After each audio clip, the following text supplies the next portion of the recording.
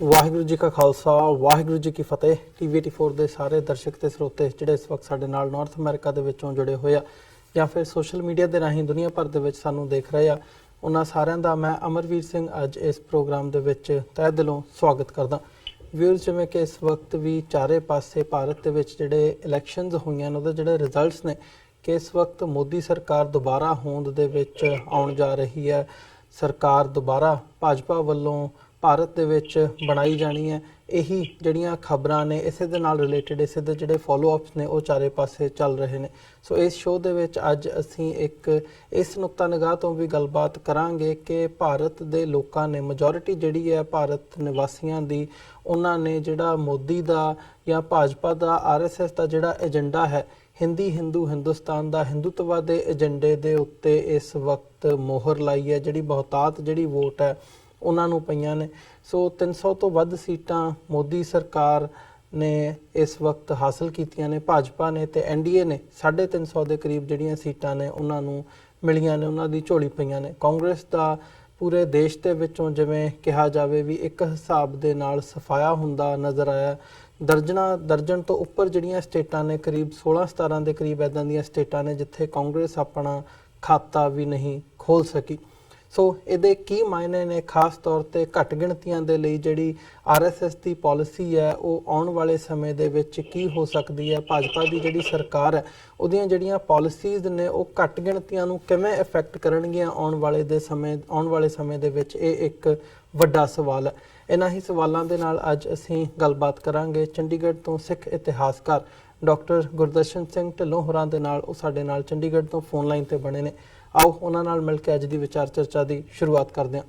ਹਾਂਜੀ ਡਾਕਟਰ ਢਿੱਲੋਂ, ਤੁਹਾਡਾ ਸਵਾਗਤ ਹੈ ਜੀ। ਵਾਹਿਗੁਰੂ ਜੀ ਕਾ ਖਾਲਸਾ ਵਾਹਿਗੁਰੂ ਜੀ ਕੀ ਫਤਿਹ। ਵਾਹਿਗੁਰੂ ਜੀ ਕਾ ਖਾਲਸਾ ਵਾਹਿਗੁਰੂ ਜੀ ਕੀ ਫਤਿਹ। ਤੁਹਾਨੂੰ ਵੀ ਫਤਿਹ ਜੀ। ਤੁਹਾਡੇ ਸਰੋਤਿਆਂ ਨੂੰ ਸਤਿਕਾਰ ਨਾਲ, ਪਿਆਰ ਨਾਲ ਵਾਹਿਗੁਰੂ ਜੀ ਕਾ ਖਾਲਸਾ ਵਾਹਿਗੁਰੂ ਜੀ ਕੀ ਫਤਿਹ। ਡਾਕਟਰ ਸਾਹਿਬ ਸ਼ੁਰੂਆਤ ਕਰੀਏ ਇੰਡੀਅਨ ਕੰਟੈਕਸਟ ਦੇ ਵਿੱਚ। ਇਲੈਕਸ਼ਨਸ ਦੇ ਚੋਣ ਨਤੀਜਿਆਂ ਦੇ ਜਿਹੜੇ ਵੇਰਵੇ ਨੇ ਉਹ ਚਾਰ ਚੁਫੇਰੇ ਮੌਜੂਦ ਨੇ।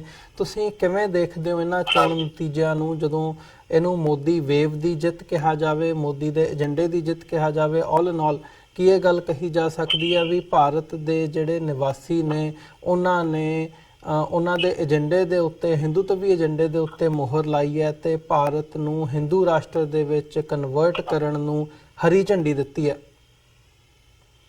ਦੇਖੋ, ਇਹ ਗੱਲ ਬਹੁਤ ਮਹੱਤਵਪੂਰਨ ਆ। ਇਹ ਨਤੀਜਿਆਂ ਦੇ ਜਿਹੜੇ ਰਿਜ਼ਲਟ ਆ ਉਹ ਖਾਸ ਤੌਰ ਤੇ ਸਿੱਖ ਕਮਿਊਨਿਟੀ ਲਈ ਬੜੇ ਭਿਆਨਕ ਆ। ਮੈਂ ਇੱਥੇ ਤੁਹਾਨੂੰ ਖਾਸ ਤੌਰ ਤੇ ਦੱਸਣਾ ਚਾਹੁੰਦਾ ਕਿ BJP ਦੇ ਨਾਲ ਜਿਹੜੇ ਅਲਾਈਜ਼ ਆ ਉਹਨਾਂ ਨੇ 342 ਸੀਟਾਂ ਜਿੱਤੀਆਂ। ਕਾਂਗਰਸ ਨੇ ਤੇ ਕਾਂਗਰਸ ਦੇ ਅਲਾਈਜ਼ ਨੇ 91 ਸੀਟਾਂ ਜਿੱਤੀਆਂ, ਜਦਕਿ ਇਕੱਲੀ ਕਾਂਗਰਸ ਨੇ 52 ਸੀਟਾਂ ਜਿੱਤੀਆਂ ਜੀ। ਇੱਥੇ ਇੱਕ ਹੋਰ ਗੱਲ ਖਾਸ ਤੌਰ ਤੇ ਵਰਣਨਯੋਗ ਆ, ਜਿਹੜੇ ਸਿੱਖਾਂ ਨੂੰ ਆਪਣੇ ਜ਼ਿਹਨ ਦੇ ਵਿੱਚ ਪਾ ਲੈਣੀ ਚਾਹੀਦੀ ਆ ਕਿ ਪਹਿਲੀ ਵਾਰ ਹਿੰਦੁਸਤਾਨ ਦੇ ਪਾਰਲੀਮੈਂਟਰੀ ਚੋਣਾਂ ਦੇ ਇਤਿਹਾਸ ਦੇ ਵਿੱਚ 27 ਮੁਸਲਮਾਨ ਜਿੱਤ ਕੇ ਆਏ ਆ। ਅੱਡ ਸੂਬਿਆਂ ਤੋਂ 27 ਮੁਸਲਮਾਨ, ਔਰ ਬੜੇ ਵੱਡੇ ਮਾਰਜਨ ਨਾਲ ਜਿੱਤ ਕੇ ਆਏ ਆ। ਇੱਥੇ ਇਹ ਗੱਲ ਨਤੀਜਾ ਨਿਕਲਦਾ ਇਸ ਸਾਰੀ ਇਲੈਕਸ਼ਨ ਦਾ, ਰਿਜ਼ਲਟਾਂ ਦਾ, ਕਿ ਹਿੰਦੂ ਵੀ ਕੰਸੋਲੀਡੇਟ ਹੋ ਗਿਆ ਜੀ, ਹਿੰਦੂ ਦੀ ਵੀ ਯੂਨੀਫਿਕੇਸ਼ਨ ਹੋ ਗਈ, ਮੁਸਲਮਾਨ ਵੀ ਕੰਸੋਲੀਡੇਟ ਹੋ ਗਿਆ, ਲੇਕਿਨ ਸਿੱਖ ਜਿਹੜਾ ਉਹ ਡਿਸਇੰਟੈਗਰੇਟ ਹੋ ਗਿਆ ਜੀ। ਅੱਜ ਜਿਹੜੇ ਰਿਜ਼ਲਟ ਪੰਜਾਬ ਦੇ ਵਿੱਚ ਆਏ ਆ, ਜਿੱਥੇ 2 ਸੀਟਾਂ ਅਕਾਲੀ ਦਲ ਦੇ ਜਿੱਤੀਆਂ ਹੈਗੀਆਂ, ਅਕਾਲੀ ਦਲ ਨਹੀਂ, ਮੈਂ ਬਾਦਲ ਦਲ ਕਹੂੰਗਾ ਉਸਨੂੰ, ਉਹ ਸੀਟਾਂ ਤਾਂ ਹੀ ਜਿੱਤ ਸਕਿਆ ਜੇ BJP ਦੀ ਸਪੋਰਟ ਉਹਨਾਂ ਨੂੰ ਮਿਲੀ ਆ ਜੀ। ਅੱਜ ਤੋਂ ਪਹਿਲਾਂ ਜਿਹੜੀ ਸਥਿਤੀ ਸੀ ਉਹ ਇਹ ਸੀ ਕਿ BJP ਪੰਜਾਬ ਦੇ ਵਿੱਚ ਨਿਰਭਰ ਹੁੰਦੀ ਸੀ ਅਕਾਲੀ ਦਲ ਦੇ ਉੱਤੇ ਜੀ। ਅੱਜ ਸੋ-ਕਾਲ ਅਕਾਲੀ ਦਲ ਟੋਟਲੀ ਨਿਰਭਰ ਆ BJP ਦੇ ਉੱਤੇ। ਇੱਕ ਬਹੁਤ ਬੜਾ ਮਤਲਬ ਫਿਕਰ ਵਾਲਾ ਨਤੀਜਾ ਜਿਸਨੂੰ ਸਾਰੇ ਸਿੱਖ ਜਗਤ ਨੂੰ ਸਮਝ ਲੈਣਾ ਚਾਹੀਦਾ। ਮੈਂ ਫੇਰ ਦੁਬਾਰਾ ਰਿਪੀਟ ਕਰ ਰਿਹਾ, ਇਸ ਪਾਰਲੀਮੈਂਟ ਦੇ ਵਿੱਚ ਸਾਰੇ ਹਿੰਦੁਸਤਾਨ ਦੇ ਇਤਿਹਾਸ ਦੇ ਵਿੱਚ, ਪਾਰਲੀਮੈਂਟਰੀ ਇਲੈਕਸ਼ਨਾਂ ਦੇ ਇਤਿਹਾਸ ਦੇ ਵਿੱਚ 27 ਮੁਸਲਮਾਨ, ਔਰ ਉਹ ਜਿਹੜੇ ਮੁਸਲਿਮ ਲੀਗ ਦੇ ਏਜੰਡੇ ਤੇ, ਉਹਨਾਂ ਦੇ ਝੰਡੇ ਦੇ ਉੱਤੇ ਜਿੱਤ ਕੇ ਆਏ ਆ, ਚਾਹੇ ਉਹ ਆਗਰਾ ਤੋਂ ਜਿੱਤ ਕੇ ਆਏ ਆ, ਚਾਹੇ ਉਹ ਕੇਰਲਾ ਤੋਂ ਜਿੱਤ ਕੇ ਆਏ ਆ, ਚਾਹੇ UP ਤੋਂ ਜਿੱਤ ਕੇ ਆਏ ਆ, ਚਾਹੇ ਆਸਾਮ ਤੋਂ ਜਿੱਤ ਕੇ ਆਏ, ਚਾਹੇ ਜੰਮੂ ਕਸ਼ਮੀਰ ਤੋਂ ਜਿੱਤ ਕੇ ਆਏ। ਇਹ ਗੱਲ ਬੜੀ ਇੰਟਰਸਟਿੰਗ ਆ, ਬੜੀ ਦਿਲਚਸਪ ਆ। ਐਡੀ ਵੱਡੀ ਗਿਣਤੀ ਦੇ ਵਿੱਚ ਅੱਜ ਤੱਕ ਕਦੇ ਵੀ ਮੁਸਲਮਾਨ ਪਾਰਲੀਮੈਂਟ ਦੇ ਫਲੋਰ ਤੇ ਨਹੀਂ ਆਏ ਜੀ। तो ये गल हुण बड़ी वड्डी एक तरह की बीजेपी की मानसिकता दे विच एक कंडे की तरह चुभेगी। 27 बंदे 27 बहुत वड्डे और बहुत लायक बंदे उन्हां दे विच, बड़े लायक वकील आ, बड़े लायक डॉक्टर आ, बड़े लायक प्रोफैसर आ, बड़े लायक इंटैलेक्चुअल है। और साडे वर्गे जिहड़े साडे नुमाइंदे आ, वो तां महा मूर्ख बुद्धू बेअकल जिन्होंने किसी गल की समझ ही नहीं, और साडा तां कोई नुमाइंदा है ही नहीं। अज सिखां दा एक भी नुमाइंदा पार्लीमेंट दे विच नहीं है। माफ करना, ये गल सिखां नूं मैं तुहाडे सरोतियां नूं समझाउणा चाहुंदा। जे दो बादल अकाली दल दे बंदे आ, ਉਹ एनडीए ਦੇ गठबंधन ਦੇ ਵਿੱਚ ਹੈਗੇ ਆ ਜੀ। ਉਹ ਜੋ बीजेपी कहेगी, जो आरएसएस कहेगी, वही करेंगे। बीबी हरसिमरत कौर ते सुखबीर सिंह बादल साहब तो कोई भी चीज नहीं कर सकते ਜਿਹੜੀ ਸਿੱਖਾਂ ਨੂੰ ਅਨੁਕੂਲ ਹੋਵੇ। ਅੱਜ ਸਭ ਤੋਂ ਵੱਡਾ ਖਤਰਾ ਸਿੱਖ ਕੌਮ ਨੂੰ ਆ, ਮੁਸਲਮਾਨਾਂ ਨੂੰ ਨਹੀਂ ਮਾਫ ਕਰਨਾ। ਇਹ ਭੁਲੇਖੇ ਕੱਢ ਦਿਓ। 27 ਮੁਸਲਮਾਨ ਆ, ਕੱਟੜ ਮੁਸਲਮਾਨ ਆ, ਔਰ ਉਹ ਆਪਣੇ ਧਰਮ ਦੇ ਉੱਤੇ 100% ਪਹਿਰਾ ਦਿੰਦੇ ਆ।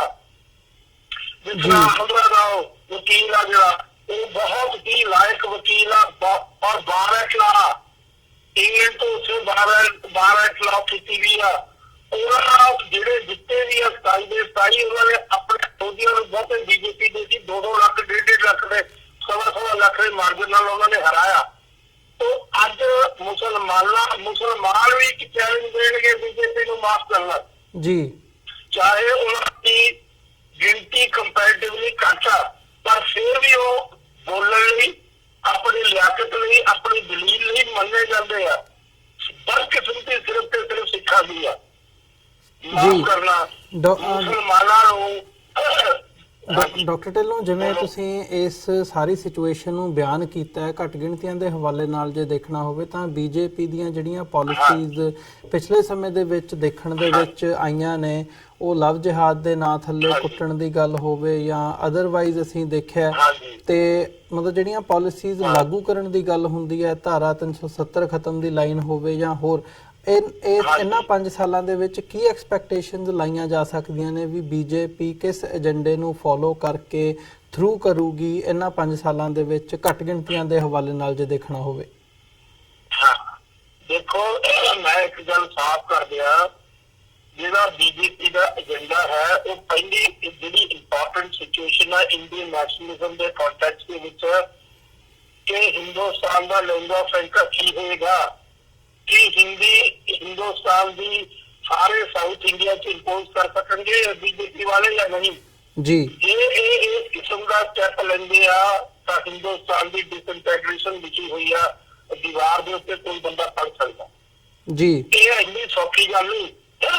370 ਜਿਹੜਾ ਆਰਟੀਕਲ ਆ ਉਸ ਨੂੰ ਜਦੋਂ ਰਿਮੂਵ ਕਰਨਗੇ 27 ਬੰਦੇ ਕੱਟ ਮਾਰਨਗੇ ਪਾਰਲੀਮੈਂਟ ਦੇ ਫਲੋਰ ਦੇ ਉੱਤੇ। ਇਹ ਸਿੱਖਾਂ ਵਰਗੇ ਇਹ ਸਿੱਖਾਂ ਦੇ ਨੁਮਾਇੰਦੇ ਜਿਹੜੇ ਸਿੱਖ ਪੱਗ ਬੰਨ੍ਹਣ ਵਾਲੇ ਸਿੱਖ ਆ, ਸਿਰਫ ਅੰਦਰੋਂ ਦਿਖੀ ਨਹੀਂ ਉਹਨਾਂ ਦੇ ਵਿੱਚ ਦੂਸਰਾ ਸੁਖਬੀਰ ਸਿੰਘ ਆ ਜਾਂ ਦੂਸਰੇ ਕਾਂਗਰਸ ਦੇ ਵੀ ਜਿਹੜੇ ਨੁਮਾਇੰਦੇ ਗਏ ਆ, ਬਦਕਿਸਮਤੀ ਸਿੱਖ ਕੌਮ ਦੀ ਆ ਕਿ ਉਹ ਆਪਣੇ ਆਪ ਨੂੰ ਕੰਸੋਲੀਡੇਟ ਨਹੀਂ ਕਰ ਸਕਿਆ, ਜਦਕਿ ਮੁਸਲਮਾਨਾਂ ਨੇ ਹਿੰਦੁਸਤਾਨ ਚ ਕੰਸੋਲੀਡੇਟ ਕਰ ਲਿਆ। ਔਰ ਇਹ ਨਤੀਜਾ ਚ ਉਹਨਾਂ ਨੇ ਦਿਖਾਤਾ ਕਿ ਸਾਡੀ ਤਾਕਤ ਹੈ। 27 ਬੰਦੇ ਜਿੱਤ ਕੇ ਆਏ, 27 ਛੋਟੀ ਗੱਲ ਨਹੀਂ। ਔਰ 27 ਦੇ 27 अपनी कौम ਲਈ अपने धर्म ਲਈ पूरा पहरा देने वाले आ और बड़े लायक आदमी आए, बड़े लायक आ, बड़ी ਵਧੀਆ ਦਲੀਲ ਦਿੰਦੇ ਆ, ਆਰਗੂਮੈਂਟ ਦਿੰਦੇ ਆ ਔਰ ਪਾਰਲੀਮੈਂਟ ਦੇ ਫਲੋਰ ਦੇ ਉੱਤੇ ਉਹ ਦਲੀਲ ਦੇ ਨਾਲ ਅੱਗੇ ਚੱਲਣਗੇ ਜੀ। तो ਇਹ ਇੱਕ ਮਤਲਬ ਕੰਡੇ ਦੀ ਤਰ੍ਹਾਂ ਬੀਜੇਪੀ ਦੇ ਦਿਲ ਦੇ ਵਿੱਚ ਇੱਕ ਕੰਡੇ ਦੀ ਤਰ੍ਹਾਂ ਵਸਣ ਦੇ ਉੱਤੇ ਪਾਰਲੀਮੈਂਟ ਦੇ ਜਿਵੇਂ ਤੁਹਾਨੂੰ ਨੀਚੇ ਦੇ ਰਿਹਾ ਗੱਲ। ਲੇਕਿਨ ਸਭ ਤੋਂ ਵੱਡੀ ਬਦਕਿਸਮਤੀ ਸਿੱਖਾਂ ਦੀ, ਸਿੱਖ ਕੌਮ ਦੀ, ਸਿੱਖਾਂ ਦਾ ਸਭ ਤੋਂ ਵੱਡਾ ਨੁਕਸਾਨ ਹੋਣਾ ਇਸ ਸਾਰੇ ਸਿਸਟਮ ਦੇ ਵਿੱਚ। ਉਹ ਆਲਰੇਡੀ ਪ੍ਰਕਾਸ਼ ਸਿੰਘ ਬਾਦਲ ਨੇ ਆਪਣੇ ਆਪ ਨੂੰ ਟੋਟਲੀ ਸਰੈਂਡਰ ਕਰ ਦਿੱਤਾ। ਮੋਦੀ ਦੇ ਨਰਿੰਦਰ ਮੋਦੀ ਦੇ ਖਿਲਾਫ ਰੱਦ ਚੁੱਕਿਆ। ਉਹ ਆਪਣੀ ਔਕਾਤ ਉਸਨੇ ਖਤਮ ਕਰ ਦਿੱਤੀ ਆ। ਉਹਦੀ ਔਕਾਤ ਤਾਂ ਕੋਈ ਹੈ ਹੀ ਨਹੀਂ ਸੀ, ਲੇਕਿਨ ਸਿੱਖ ਕੌਮ ਦੀ ਜਿਹੜੀ ਔਕਾਤ ਆ, ਉਸਦੀ ਜਿਹੜੀ ਆਇਡੈਂਟੀਟੀ ਆ, ਉਸਦੀ ਜਿਹੜੀ ਐਂਟੀਟੀ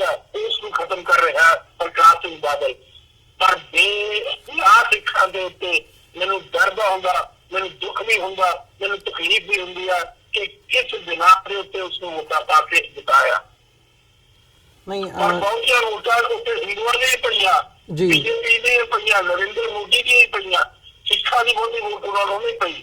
ਜੇ ਉਹ ਜਿੱਤੀ ਹੈ ਸੁਖਪਾਲ ਖਹਿਰਾ ਦੀ ਬੇਈਮਾਨੀ ਦੇ ਨਾਲ ਜਿੱਤੀ ਹੈ ਹਰਸਿਮਰਤ ਕੌਰ।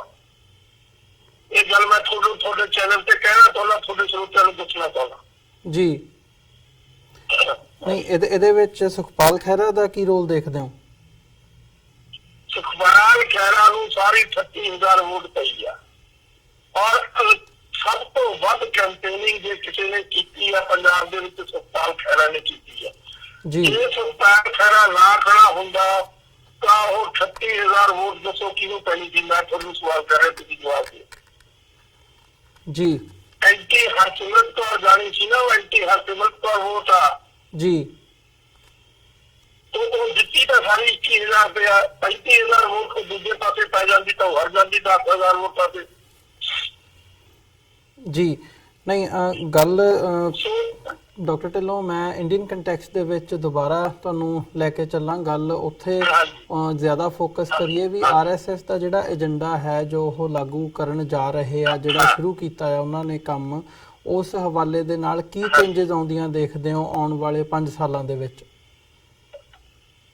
ਦੇਖੋ, RSS ਦਾ ਏਜੰਡਾ ਸਭ ਤੋਂ ਜ਼ਿਆਦਾ ਘਾਤਕ ਸਿੱਖਾਂ ਲਈ ਆ। ਮੁਸਲਮਾਨਾਂ ਨੂੰ ਧਾਰਮਿਕ ਤੌਰ ਤੇ ਡਿਮੋਲਿਸ਼ ਨਹੀਂ ਕਰ ਸਕਦੇ ਕਿਉਂਕਿ ਉਹ ਇੰਟਰਨੈਸ਼ਨਲ ਰਿਲੀਜਨ ਹੈ। 22 ਮੁਲਕਾਂ ਦੇ ਵਿੱਚ ਉਹਨਾਂ ਦੀਆਂ ਆਪਣੇ ਰਾਜ ਚੱਲ ਰਹੇ ਆ ਇਸਲਾਮ ਦੇ ਨਾਂ ਦੇ ਉੱਤੇ। ਉਹਨਾਂ ਦੀ ਆਇਡੈਂਟੀਟੀ ਨੂੰ ਕੋਈ ਖਤਰਾ ਨਹੀਂ, ਉਹਨਾਂ ਨੂੰ ਫਿਜ਼ੀਕਲੀ ਖਤਰਾ ਹੋ ਸਕਦਾ। ਉਹਦੇ ਚ ਕਿੰਨਾ ਕੁ ਉਹਨਾਂ ਨੂੰ ਮਾਰ ਸਕਦੇ ਆ? 100 ਮੁਸਲਮਾਨਾਂ ਨੂੰ ਮਾਰ ਸਕਦੇ ਆ, 200 ਨੂੰ ਮਾਰ ਸਕਦੇ ਆ, 500 ਨੂੰ ਮਾਰ ਸਕਦੇ ਆ। ਅੱਜ ਇੰਟਰਨੈਸ਼ਨਲ ਮੀਡੀਆ ਇੰਨਾ ਤਾਕਤਵਰ ਆ ਕਿ ਉਹ ਇਹ ਗੱਲ ਜ਼ਿਆਦਾ ਹੋ ਨਹੀਂ ਸਕਦੀ। ਲੇਕਿਨ ਸਿੱਖਾਂ ਦੀ ਆਇਡੈਂਟੀਟੀ ਜਿਹੜੀ ਆ, ਜਿਸ ਨੂੰ RSS ਕਬੂਲ ਨਹੀਂ ਕਰਦੀ, BJP ਕਬੂਲ ਨਹੀਂ ਕਰਦੀ, ਕਿਉਂਕਿ ਸਿੱਖਾਂ ਨੂੰ ਉਹ ਆਪਣੇ ਧਰਮ ਦਾ ਅੰਗ ਮੰਨਦੀ ਆ, ਇੱਕ ਸੈਕਸ ਮੰਨਦੀ ਆ ਹਿੰਦੂਇਜ਼ਮ ਦਾ, ਔਰ ਸ੍ਰੀ ਗੁਰੂ ਗ੍ਰੰਥ ਸਾਹਿਬ ਨੂੰ ਆਪਣਾ 5ਵਾਂ ਵੇਦ ਮੰਨਦੀ ਆ। ਤੋ ਇਸ ਕਰਕੇ ਸਭ ਤੋਂ ਵੱਡਾ ਖਤਰਾ ਜੇ ਹੈ ਤਾਂ ਸਿੱਖਾਂ ਨੂੰ ਹੈ। ਮੈਂ ਇੱਥੇ ਇੱਕ ਗੱਲ ਕਹਿਣੀ ਚਾਹੁੰਦਾ ਕਿ ਬਾਹਰਲੇ ਸਿੱਖਾਂ ਨੂੰ ਬਹੁਤ ਸੁਚੇਤ ਹੋਣ ਦੀ ਲੋੜ ਆ, ਬਹੁਤ ਤਕੜੇ ਹੋਣ ਦੀ ਲੋੜ ਆ, ਆਪਣੀ ਆਵਾਜ਼ ਸਿੱਖੀ ਤੇ ਬੁਲੰਦ ਕਰਨ ਦੀ ਲੋੜ ਆ, ਤਾਂ ਅੰਦਰਲਾ ਸਿੱਖ ਬਚ ਸਕੇਗਾ, ਤਾਂ ਸਿੱਖੀ ਬਚ ਸਕੇਗੀ ਜੀ। ਅੱਜ ਜ਼ਿੰਮੇਵਾਰੀ ਬਾਹਰਲੇ ਸਿੱਖਾਂ ਦੇ ਉੱਤੇ ਬਹੁਤ ਜ਼ਿਆਦਾ ਹੋ ਚੁੱਕੀ ਆ। ਇਹ ਮੈਂ ਪਿੱਛੇ ਇੱਕ ਕਿਤਾਬ ਪੜ੍ਹੀ ਸੀ, ਔਰ state came into B Israel ਦੇ ਹਿੱਸੇ ਦੇ ਵਿੱਚ, ਉਸ ਦੇ ਵਿੱਚ ਇੱਕ ਗੱਲ ਬੜੀ ਇੰਪੋਰਟੈਂਟ ਮੈਸੇਜ ਆ ਜਿਹੜਾ ਸਿੱਖਾਂ ਲਈ ਬੜਾ ਸਿਗਨੀਫਿਕੈਂਟ ਆ ਕਿ ਜੇ ਇਜ਼ਰਾਈਲ ਚ ਰਹਿੰਦਾ ਜਿਹੜਾ ਜੀਵ ਆ ਤਗੜਾ ਤਾਂ ਬਾਹਰਲੇ ਜੀਵ ਵੀ ਤਗੜੇ ਆ, ਜੇ ਬਾਹਰਲਾ ਜੀਵ ਤਗੜਾ ਤਾਂ ਅੰਦਰਲਾ ਜੀਵ ਵੀ ਤਗੜਾ। ਇਹ ਗੱਲ ਐਪਲੀਕੇਬਲ ਹੈ ਸਿੱਖਾਂ ਦੇ ਉੱਤੇ ਅੱਜ ਦੇ ਸੰਦਰਭ ਦੇ ਵਿੱਚ ਜੀ। ਤੇ ਇਹਦੇ ਵਿੱਚ ਜੇ ਸਿੱਖਾਂ ਦੇ ਪਰਸਪੈਕਟਿਵ ਤੋਂ ਦੇਖਣਾ ਹੋਵੇ, ਜਿਵੇਂ ਇਸ ਵਕਤ ਇੱਕ ਵੱਡਾ ਜਿਹੜੀ ਘਾਟ ਨਜ਼ਰ ਆਈ ਇਹਨਾਂ ਚੋਣਾਂ ਦੇ ਵਿੱਚ ਪੰਜਾਬ ਦੇ ਵਿੱਚ ਵੀ ਜਿਹੜੇ ਸਿੱਖ ਇਸ਼ੂਜ਼ ਨੇ, ਉਹ ਸਿੱਖ ਇਸ਼ੂਜ਼ ਹੋਣ ਜਾਂ ਪੰਜਾਬ ਦੇ ਇਸ਼ੂਜ਼ ਹੋਣ, ਪੰਜਾਬ ਦੇ ਜਿਹੜੇ ਇੰਟਰਸਟ ਨੇ ਉਹ ਚੋਣਾਂ ਦੇ ਵਿੱਚ ਕਿਤੇ ਵੀ ਮੁੱਦਾ ਨਹੀਂ ਨਜ਼ਰ ਆਇਆ ਕਿਸੇ ਵੀ ਪਾਰਟੀ ਵੱਲੋਂ। ਜਿਹੜੀਆਂ ਚੋਣਾਂ ਲੜੀਆਂ ਗਈਆਂ ਨੇ ਉਹ ਮਡ ਸਲਿੰਗਿੰਗ ਹੋ ਗਈ, ਆਪਸੀ ਰੰਜਿਸ਼ ਦੇ ਨਾਂ ਤੇ ਹੋ ਗਈ, ਇੱਕ ਦੂਜੇ ਦੇ ਉੱਤੇ ਚਿੱਕੜ ਸੁੱਟਣ ਦੀ ਜਿਹੜੀ ਸਿਆਸਤ ਹੈ ਉਸੇ ਦੇ ਉੱਪਰ ਨਜ਼ਰ ਆਈਆਂ ਨੇ। ਸੋ ਜਿਹੜੇ ਇਹ ਇਸ਼ੂਜ਼ ਪੰਜਾਬ ਦੇ ਇਸ਼ੂਜ਼, ਖਾਸ ਤੌਰ ਤੇ ਸਿੱਖ ਇਸ਼ੂਜ਼ ਜਿਹੜੇ ਕੈਜੂਅਲਟੀ ਬਣੇ ਆ, ਕੀ ਸਮਝਦੇ ਹੋ ਕਿ ਆਉਣ ਵਾਲੇ ਸਮੇਂ ਦੇ ਵਿੱਚ ਇਹਨਾਂ ਦੀ ਰਿਵਾਈਵਲ ਦੇ ਲਈ ਕੀ ਬਾਹਰਲੇ ਸਿੱਖਾਂ ਦਾ ਹੀ ਜ਼ਿਆਦਾ ਰੋਲ ਸਮਝਦੇ ਹੋ, ਦੇਖਦੇ ਹੋ? ਬਾਹਰਲੇ ਸਿੱਖਾਂ ਨੂੰ ਸੁਚੇਤ ਹੋ ਕੇ ਸਿੱਖੀ ਤੇ ਲਾਮਬੰਦ ਹੋਣ ਦੀ ਜ਼ਰੂਰਤ ਆ, ਸਿੱਖ ਆਇਡੈਂਟੀਟੀ ਦੇ ਉੱਤੇ ਲਾਮਬੰਦ ਹੋਣ ਦੀ ਜ਼ਰੂਰਤ ਆ, ਤਾਂ ਕਿ ਸਿੱਖੀਜ਼ਮ ਦਾ ਕੰਪਰੋਮਾਈਜ਼ਿੰਗ ਜਿਹੜਾ ਹੈਗਾ ਉਹ ਕੋਈ ਇਸ ਕਿਸਮ ਦਾ ਏਜੰਡਾ ਨਾ ਹੋਵੇ ਕਿ ਅਸੀਂ ਕਹੀਏ ਜੀ ਲੋ ਅਸੀਂ ਤਾਂ ਹਿੰਦੂਆਂ ਦਾ ਪਾਰਟ ਆ, ਹਿੰਦੂਇਜ਼ਮ ਦੇ ਨਾਲ ਸਾਡਾ ਕੋਈ ਧਾਰਮਿਕ ਤੌਰ ਤੇ ਰਿਲੇਸ਼ਨਸ਼ਿਪ ਨਹੀਂ ਹੈਗਾ। ਅਸੀਂ ਇੱਕ ਆਜ਼ਾਦ ਹਸਤੀ ਆ, ਸਾਡੀ ਤਾਂ ਸਾਡੇ ਧਰਮ ਦੀ ਆਜ਼ਾਦ ਹਸਤੀ ਆ, ਉਹਦੀ ਆਜ਼ਾਦ ਸੋਵਰੇਨਿਟੀ ਆ, ਉਹਦੀ ਆਜ਼ਾਦ ਇੰਡੀਵਿਜੂਅਲਿਟੀ ਹੈ ਜੀ। ਇਸ ਗੱਲ ਦੇ ਉੱਤੇ ਕਿਸੇ ਕਿਸਮ ਦਾ ਕੰਪਰੋਮਾਈਜ਼ ਕਿਸੇ ਵੀ ਹਾਲਤ ਦੇ ਵਿੱਚ ਨਹੀਂ ਹੋਣਾ ਚਾਹੀਦਾ। ਆਦਮੀ ਦੀ ਜ਼ਿੰਦਗੀ ਜਾਂਦੀ ਹੈ ਜਾਵੇ, ਪਰ ਆਦਮੀ ਦਾ ਸਿਧਾਂਤ ਨਾ ਜਾਵੇ। ਇਸੇ ਗੱਲ ਤੇ ਗੁਰੂਆਂ ਨੇ ਪਹਿਰਾ ਦਿੱਤਾ, ਉਹੀ ਸਾਡੀ ਹੈਰੀਟੇਜ ਆ, ਉਹੀ ਉਸੇ ਚੀਜ਼ ਦੇ ਉੱਤੇ ਅਸੀਂ ਲਾਮਬੰਦ ਰਹੀਏ, ਉਸੇ ਚੀਜ਼ ਤੇ ਪਹਿਰਾ ਦਈਏ, ਉਸੇ ਚੀਜ਼ ਤੇ ਖੜੇ ਰਹੀਏ ਜੀ। ਬਿਲਕੁਲ। ਨਹੀਂ, ਇਹ ਇੱਕ ਜ਼ਰੂਰੀ ਫੈਕਟ ਹੈ, ਜ਼ਰੂਰੀ ਗੱਲ ਹੈ ਜਿਹਦੇ ਵੱਲ ਧਿਆਨ ਦੇਣ ਦੀ ਲੋੜ ਹੈ। ਪਰ ਇੱਕ ਅੰਤ ਦੇ ਵਿੱਚ ਮੈਂ ਜ਼ਰੂਰ ਚਾਹੂੰਗਾ ਕਿ ਇਹਨਾਂ ਚੋਣਾਂ ਦੇ ਵਿੱਚ ਜਿੱਥੇ ਲੋਕ ਖਾਸ ਤੌਰ ਤੇ ਜਦੋਂ ਅਸੀਂ ਆਪਣੇ ਪੰਜਾਬੀਆਂ ਦੀ ਗੱਲ ਕਰਦੇ ਹਾਂ ਜਾਂ ਲੋਕਾਂ ਦੀ ਗੱਲ ਕਰਦੇ ਹਾਂ, ਇੱਕ ਤਾਂ ਇਹ ਵੀ ਬੜਾ ਫੈਕਟਰ ਨਜ਼ਰ ਆ ਰਿਹਾ ਹੈ ਕਿ ਪੰਜਾਬ ਦੇ ਜਿਹੜੇ ਲੋਕ ਨੇ ਉਹਨਾਂ ਨੇ ਉਹਨਾਂ ਹੀ ਜਮਾਤਾਂ ਨੂੰ ਵਾਪਸ ਫੇਰ ਪਾਵਰ ਦੇ ਵਿੱਚ ਲਿਆਂਦਾ ਜਿਨ੍ਹਾਂ ਜਮਾਤਾਂ ਤੋਂ ਤੰਗ ਵੀ ਹੋਏ ਆ, ਤੇ ਐਟ ਦ ਸੇਮ ਟਾਈਮ ਜਿਨ੍ਹਾਂ ਨੂੰ ਗੁਰੂ ਗ੍ਰੰਥ ਸਾਹਿਬ ਦੀ ਬੇਅਦਬੀ ਦੇ ਨਾਲ ਵੀ ਜੋੜਿਆ ਗਿਆ ਜਾਂ ਅਦਰਵਾਈਜ਼ ਅਸੀਂ ਦੇਖਦੇ ਹਾਂ ਕਾਂਗਰਸ ਦਾ ਵੀ ਜਿਹੜਾ ਕਿਰਦਾਰ ਹੈ ਉਹ ਸਾਡੇ ਸਾਹਮਣੇ ਹੈ। ਸੋ ਕਿਤੇ ਨਾ ਕਿਤੇ ਜਿਹੜੀ ਸੈਲਫ ਕੰਡੈਮਨੇਸ਼ਨ ਦੀ ਲਾਈਨ ਹੈ ਲੋਕਾਂ ਦੇ ਵਿੱਚ ਉਹ ਵੀ ਨਜ਼ਰ ਆ ਰਹੀ ਹੈ। ਸੋ ਅੰਤ ਦੇ ਵਿੱਚ ਕੋਈ ਮੈਸੇਜ ਇਸ ਹਵਾਲੇ ਨਾਲ ਤੁਸੀਂ ਦੇਣਾ ਚਾਹੋ ਪੰਜਾਬੀਆਂ ਨੂੰ, ਸਿੱਖਾਂ ਨੂੰ ਇਸ TV84 ਦੇ ਇਸ ਪਲੇਟਫਾਰਮ ਰਾਹੀਂ? ਪੰਜਾਬੀ ਕੋਈ ਚੀਜ਼ ਨਹੀਂ ਮੇਰੀ ਨਿਗਾਹ ਦੇ ਵਿੱਚ ਜੀ, ਮੇਰੀ ਨਿਗਾਹ ਦੇ ਵਿੱਚ ਸਿੱਖ ਹੀ ਹੈ ਜੀ। ਸਿੱਖਾਂ ਨੂੰ ਮੇਰਾ ਇੱਕ ਹੀ ਮੈਸੇਜ ਆ ਕਿ ਗੁਰੂ ਨੇ ਆਪਣੀਆਂ ਸ਼ਹਾਦਤਾਂ ਦੇ ਕੇ, ਆਪਣੇ ਪਰਿਵਾਰਾਂ ਦੀ ਸ਼ਹਾਦਤਾਂ ਦੇ ਕੇ ਇਸ ਬੂਟੇ ਨੂੰ ਸੰਜਿਆ।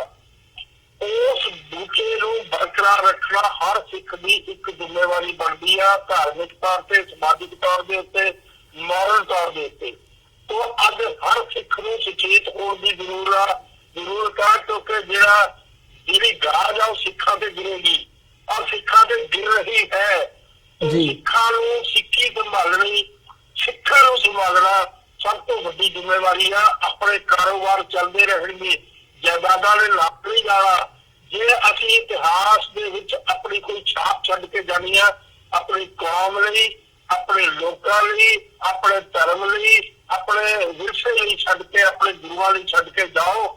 ਜਿਸ ਦੇ ਨਾਲ ਤੁਸੀਂ ਕੁਛ ਨਾ ਕੁਛ ਦੇ ਜਾਓਗੇ ਕੌਮ ਨੂੰ, ਗੁਰੂਆਂ ਨੂੰ ਦੇ ਜਾਓਗੇ। ਗੁਰੂਆਂ ਨੇ ਬਹੁਤ ਵੱਡੀਆਂ ਸ਼ਹਾਦਤਾਂ ਦਿੱਤੀਆਂ, ਛੋਟੇ ਛੋਟੇ ਬੱਚੇ, ਪਰਿਵਾਰ ਆਪਣੇ ਸ਼ਹੀਦ ਕਰਾ ਦਿੱਤੇ ਇਸ ਕੌਮ ਦੇ ਲਈ, ਇਸ ਸਿਧਾਂਤ ਦੇ ਲਈ। ਇਸ ਸਿਧਾਂਤ ਨੂੰ ਸੰਭਾਲਣਾ ਔਰ ਸੰਭਾਲ ਕੇ ਆਉਣ ਵਾਲੀਆਂ ਪੀੜ੍ਹੀਆਂ ਨੂੰ ਇਹ ਦੇ ਕੇ ਜਾਣਾ ਸਾਡੀ ਇੱਕ ਜ਼ਿੰਮੇਵਾਰੀ ਆ। ਚਾਹੇ ਇਸ ਦਾ ਸਾਨੂੰ ਕਿੰਨਾ ਵੀ ਖਮਿਆਜ਼ਾ ਭੁਗਤਣਾ ਲਈ, ਉਸ ਲਈ ਤਿਆਰ ਰਹਿਣਾ ਚਾਹੀਦਾ ਸਾਰੇ ਸਿੱਖਾਂ ਨੂੰ। ਜੀ ਡਾਕਟਰ ਢਿੱਲੋਂ, ਤੁਹਾਡਾ ਬਹੁਤ ਬਹੁਤ ਧੰਨਵਾਦ, ਤੁਸੀਂ ਸਮਾਂ ਕੱਢ ਕੇ ਸਾਡੇ ਨਾਲ ਵਿਚਾਰਾਂ ਦੀ ਸਾਂਝ ਪਾਈ ਹੈ। ਅੱਜ ਦੇ ਸ਼ੋਅ ਦੇ ਵਿੱਚ ਇੱਥੇ ਇਜਾਜ਼ਤ ਚਾਹਾਂਗੇ, ਫਤਿਹ ਦੀ ਸਾਂਝ ਪਾਈਏ ਜੀ ਅੰਤ ਦੇ ਵਿੱਚ।